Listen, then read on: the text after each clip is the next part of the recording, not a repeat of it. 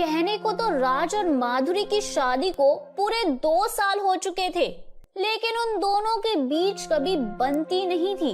राज और माधुरी के बीच हमेशा झगड़ा होता रहता था। इसी वजह से राज की माँ यानी माधुरी की सास सुशीला जी बड़ी परेशान थी। उन्हें हमेशा लगता था कि दूसरे घरों की तरह उनकी बहू और बेटे के बीच भी प्यार बना रहे और घर में सुख शांति रहे, लेकिन ऐसा हो ही नहीं रहा था। एक दिन सुबह के वक्त, माँ मैं ऑफिस जा रहा हूँ, जल्दी से मेरे लिए नाश्ता बना दीजिए। अरे बेटा राज, मेरे ना घुटनों में बहुत दर्द हो रहा है, तू ना माधुरी को बोल दे, वो नाश्ता बना देगी तेरे लिए। अरे माँ, उसके हाथ का नाश्ता करने से बेहतर होगा कि मैं भूखा ही ऑफिस चला जाऊँ। अरे मुझे भी कोई शौक नहीं है सुबह सुबह तुम्हारे लिए नाश्ता बनाने का।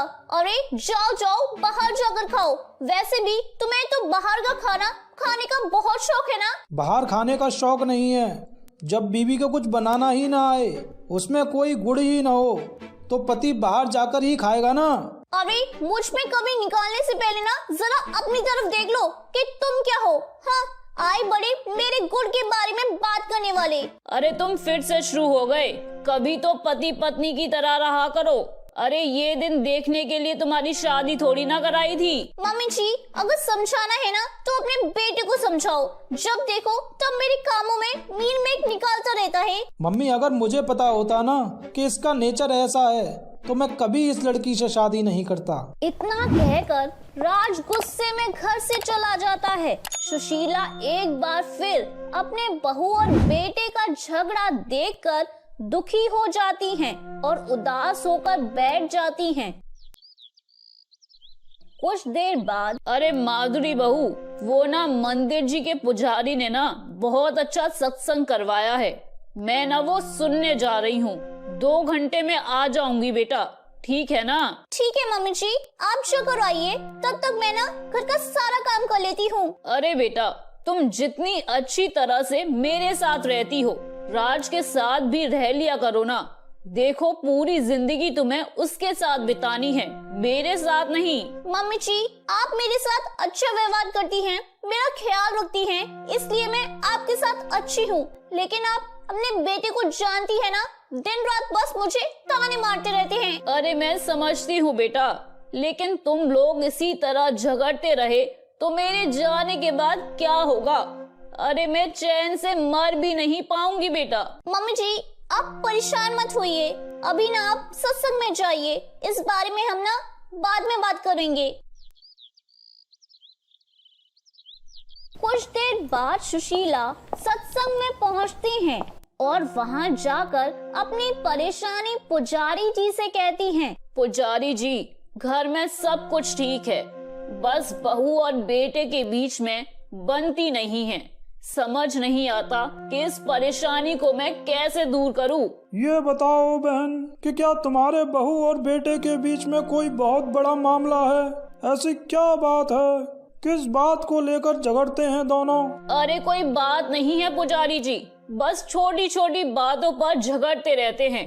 अगर ध्यान से देखा जाए ना तो कोई बड़ी बात है ही नहीं जिसके लिए इन दोनों को झगड़ा करना पड़े। उन दोनों की कोई संतान है या नहीं, और शादी को कितना वक्त हुआ है? अरे शादी के 2 साल से ऊपर हो गए हैं पुजारी जी। संतान तो तब होगी ना जब वो दोनों एक दूसरे के साथ प्यार से बैठकर बात करेंगे।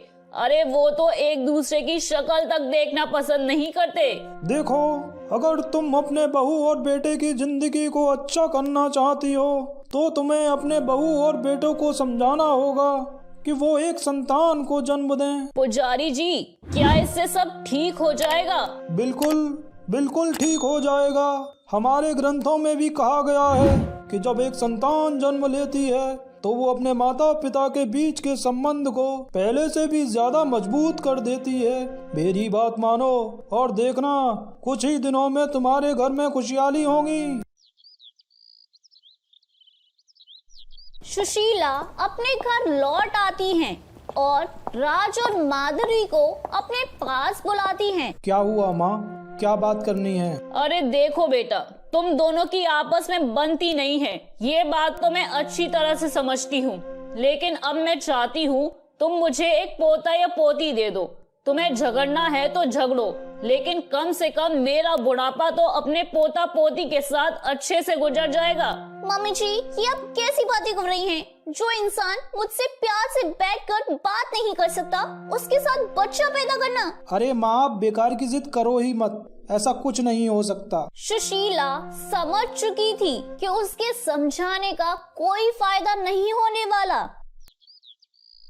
और फिर अगले दिन हाय, अरे मेरे सीने में बहुत तेज दर्द हो रहा है, मुझे डॉक्टर के पास ले चलो।